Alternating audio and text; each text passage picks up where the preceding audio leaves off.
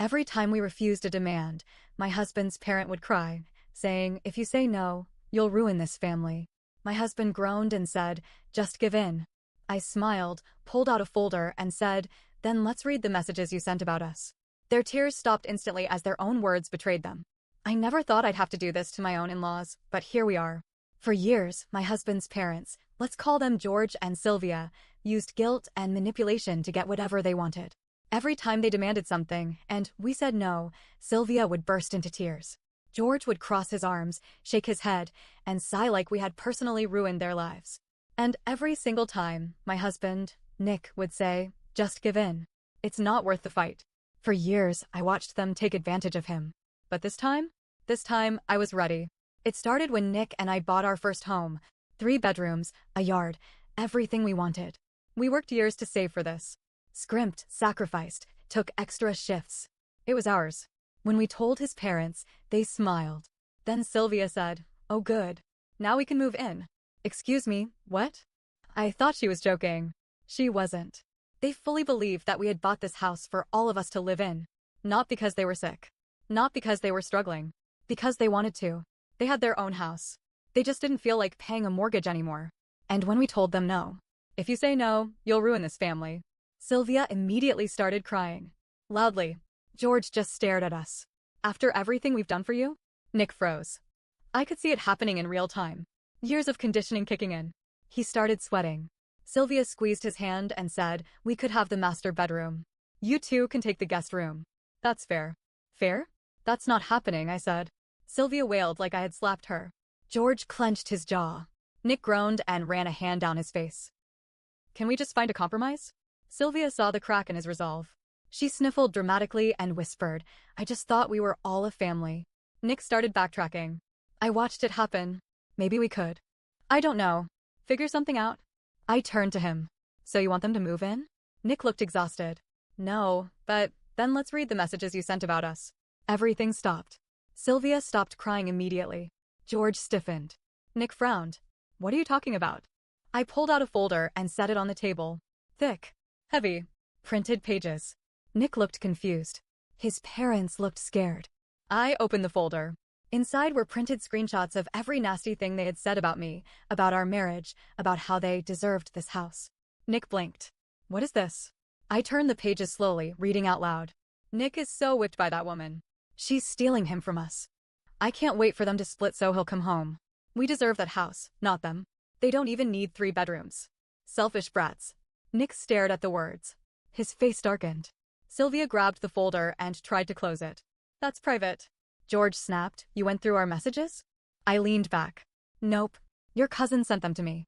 Apparently, she thinks your behavior is disgusting." Nick was completely still. He looked at his mother. You said all this?" Sylvia's face crumpled. "We didn't mean it. We were just venting." George gritted his teeth. "This is out of context." I flipped another page. Nick is too stupid to see she's controlling him. His jaw tightened. Sylvia grabbed his hand again. "Sweetheart, you know how I get when I'm upset." Nick pulled his hand away. "How long has this been going on?" George folded his arms. "We were frustrated. It was just words." Nick's voice was ice cold. "You planned to take our house. You called my wife names. You wanted us to break up." Sylvia sniffled again. "We just thought you'd be happier if it was like old times." I closed the folder. "You don't get to insult me and then cry your way out of it." Silence. Nick stood up. "I need a minute." He walked out of the room. Sylvia immediately turned on me. "How dare you?" I laughed. "You did this to yourself." Sylvia screamed. George grabbed her arm. "Let's go." She shrieked at him. "We can fix this. We just need to make him understand." George pulled her to the door. "He understands plenty." And just like that, they were gone. But this wasn't over. For a few days, everything was quiet. Nick was shaken. He barely spoke. I let him process it on his own, not wanting to push. Then, out of nowhere, he said, "I need to talk to them." I froze. "Why?" Nick ran a hand through his hair. "I need answers. I need to hear it from them." I didn't like it, but I understood. So he called them. Sylvia answered on the first ring. Her voice was soft, broken. "Nick, I was so scared you'd never talk to me again." I watched his face. I could tell he was wavering. "We need to meet. Just us." Sylvia immediately agreed. Something felt off. Nick met them at a small cafe. I stayed home, but I was on edge the whole time. Then he came back, silent. I could see it all over his face, something was wrong. What happened? Nick sat down slowly. They acted like nothing happened. I waited. They said they were just upset. That I should understand. They refused to say sorry. I clenched my fists. Of course they did. Nick let out a bitter laugh. You know what my dad said? What? Nick mimicked George's voice. We didn't mean for you to see those messages. That was private family talk. Family talk, I repeated. Nick nodded. I told them, she's my family. You're talking about my wife. And you know what my mom said? I waited. No, she's your wife. We're your family. I felt my blood boil. Nick leaned back, looking exhausted. Then my mom started crying again. Saying she's an old woman, she makes mistakes, she didn't mean it. My dad kept saying, we just want to move on from this. Move on. They wanted to pretend nothing happened. They wanted to rewrite history. Nick exhaled sharply. I told them I needed space. I bit my lip. And? Nick's expression darkened. Mom lost it. She started saying I was being cruel. That I was punishing them. That they were just trying to do what was best for me. I laughed. I couldn't help it. Nick just shook his head. Then my dad said, you're letting her change you. I stopped laughing. Nick looked at me. That's when I walked out. That night, the phone started buzzing. I ignored it at first, but then I saw the messages. How could you do this to your mother? She was up all night crying. You're ruining the family. You've changed. Then came the calls. Then came the voicemails. Sylvia sobbing. Nick, I don't understand. Why are you doing this? We love you. George, furious. You're making a mistake, son. You'll regret this. I played the voicemails for Nick. He listened silently. Then he deleted all of them. I need to be done with them. But the thing is, they weren't done with us. It started small. Nick's younger brother, Mark, stopped replying to texts. His aunt, Carol, suddenly left our group chat. His cousin, Sam, canceled dinner plans without explanation. At first, we didn't put it together. Then we heard from Nick's uncle. Your parents are telling everyone that you abandoned them. Nick blinked. What? They're telling the whole family that you cut them off for no reason. That they begged for your forgiveness, but you refused. That you're treating them like garbage after everything they did for you. I felt sick. Nick clenched his jaw. Who believes them? His uncle sighed. Most of the older relatives. They think your mom is a saint. And your dad? He's saying you're under her influence. I laughed bitterly. Of course he is. Nick's hands were shaking. They're turning everyone against us. A few nights later, around 11 p.m., we heard something outside. A rustling. Then, our doorknob jiggled. Nick and I froze. Then we heard whispering. I grabbed my phone and pulled up the security camera app. It was them. George and Sylvia. At our front door. Nick's face went white. I turned on the porch light and stepped in front of the door. Leave. Now. Sylvia gasped. Honey, we just wanted to talk. Nick spoke from behind me. Breaking into our house isn't talking. George's voice was sharp. Open the door. We're family. I reached for my phone. Leave, or I'm calling the police. Sylvia started crying. You wouldn't. We're your parents. Nick didn't even hesitate. I absolutely would. George glared at him. You've changed. Yeah, Nick said. I have. Then I held up my phone so they could see the screen. You're on camera. Leave now, or we'll send this footage to every relative you lied to. Sylvia sputtered. We didn't mean. George grabbed her arm. Let's go. They turned and walked back to their car. But not before George turned back. You'll regret this. Then they were gone. After the attempted break-in, we thought it was over. Nick was done. I was done. We blocked their numbers. We changed our locks. We told neighbors to keep an eye out. But we underestimated them. Because they had one last move. And it was worse than we ever expected. It was a Sunday afternoon when we heard the knock. Not a normal knock. A heavy, official-sounding knock. I looked through the peephole. 2 police officers. Nick frowned. Did you call them? No. We opened the door. Are you Nicholas and my name? One officer asked. Nick nodded. Yeah. Is something wrong? The officer glanced at his notepad. We got a report that your elderly parents have been trying to contact you, and they're concerned for your safety. My stomach dropped. Nick froze. What? The officer sighed. They claimed you were being manipulated. That you're being isolated from your family. That you're in distress. That's a lie, Nick said immediately. Do you need help? The other officer asked, studying Nick's face. Nick's eyes widened. Wait, do you think I'm in danger? The first officer looked awkward. They called it a wellness check. Said they feared for your mental health. I felt pure rage. They tried to use the police against us. Sylvia's sobbing voicemails suddenly made sense. She was laying the groundwork for this. Nick ran a hand through his hair. Look, my parents are lying.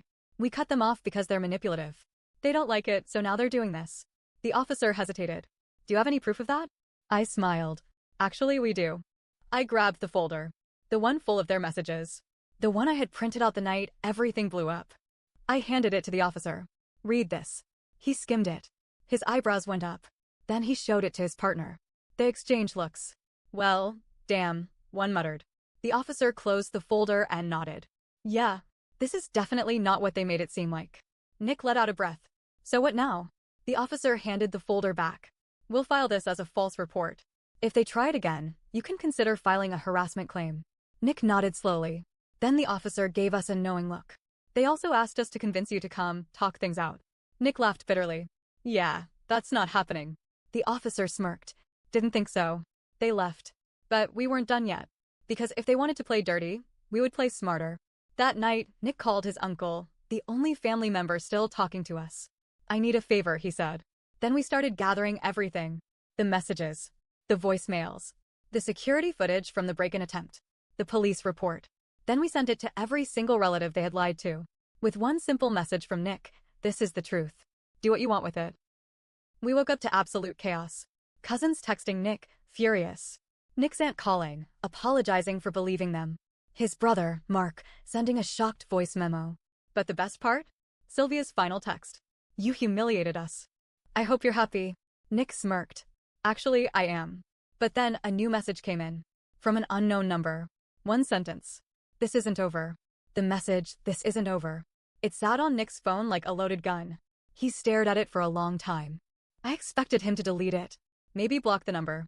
But instead, he said, I'm going to end this. I frowned. Nick, what does that mean? His jaw tightened. I want to see them. One last time. No more texts. No more drama. I want the truth face to face. I felt my stomach twist. You really think that'll help? Nick met my eyes.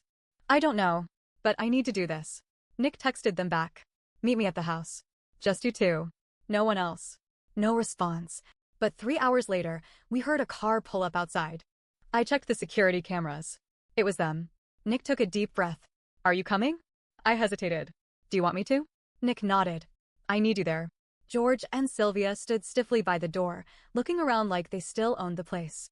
Sylvia's eyes were red and puffy, but there were no tears. George had that same look he always did, cold, calculated, like he was already planning his next move. Nick crossed his arms. Say what you need to say. Sylvia inhaled sharply. You hurt us, Nick. You humiliated us in front of the entire family. Nick just stared at her. I told the truth. George scoffed. You sided with her. He jerked his chin at me, over your own family. Nick's face hardened. She is my family. Sylvia stepped forward. We raised you. We gave you everything. And this is how you repay us. I snorted. Everything? You mean the constant guilt?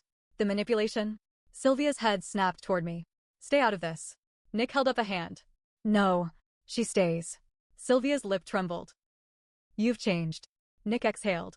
Of course I've changed. I grew up. I stopped letting you control me. And that scares you, doesn't it? Silence. Sylvia looked away. George's face was turning red. We just wanted what was best for you. Nick's voice was calm but firm. No. You wanted what was best for you. Sylvia choked on a breath. We just thought we'd always be together. That we'd stay close. Like a real family. Nick's expression didn't change. A real family doesn't manipulate. A real family doesn't try to control. A real family doesn't try to break up a marriage because they feel entitled to someone else's life. George's fists clenched. You think you're better than us now? Nick took a slow step forward.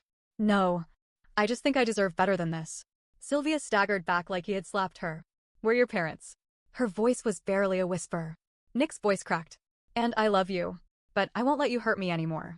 Sylvia finally snapped. I should have never let her into our lives, she screamed, pointing at me. Nick's face twisted with anger. Don't you dare blame her for this. Sylvia was full-on sobbing now, shaking her head. You would have never turned on us if it weren't for her.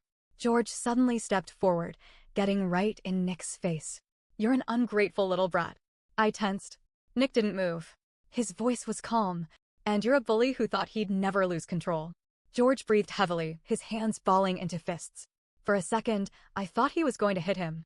But Nick didn't flinch. And then it happened. Sylvia let out a high, broken wail, then collapsed onto the couch, shaking.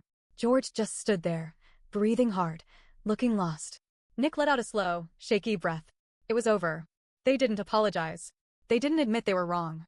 They just sat there, defeated, broken, furious in a way that had nothing to do with us and everything to do with losing control. Nick sighed. You need to leave. Sylvia shuddered.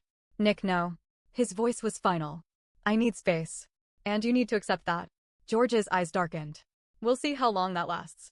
Nick met his father's gaze, calm, steady, unshaken. Forever. Sylvia whimpered, grabbing George's arm. Let's go. They left without another word. Nick and I stood there, listening to their car drive away. Then Nick let out a breath and collapsed onto the couch. I sat beside him. Are you okay? He was quiet for a long time. Then he whispered, I feel free. I squeezed his hand. For the first time in years, I knew he meant it. Weeks passed. Nick's relatives slowly came around. Some apologized. Some didn't. Some never spoke to us again. Nick was okay with that. Then, one day, he got a letter in the mail. From Sylvia. One sentence. I don't know how to live without you. Nick stared at it. Then he folded it, put it in a drawer, and never looked at it again. Because he wasn't responsible for their happiness. He was finally living his own life.